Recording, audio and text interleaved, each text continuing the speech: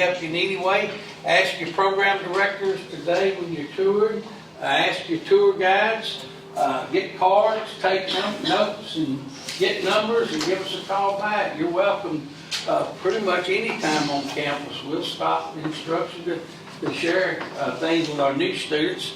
And our old students appreciate that because they were sitting where you are not that long ago. Submit an application, pay a $25 fee, submit qualifying documents like transcripts, GED transcript, high school transcript, college transcript, test scores, or you may need to take a test with us, apply for financial aid, register for classes. I just want to encourage y'all to ask as many questions as possible today when you're touring the areas, because right now, I promise you there's not a better time than right now to be a part of technical education.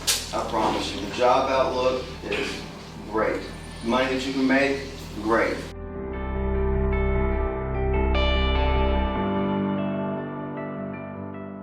Heroes Make America was designed to create a pathway from the military to manufacturing. Industry is looking to fill a myriad of jobs in manufacturing, and the Certified Production Technician program would allow you to take those skills and training that you learned in the service and translate them over into manufacturing.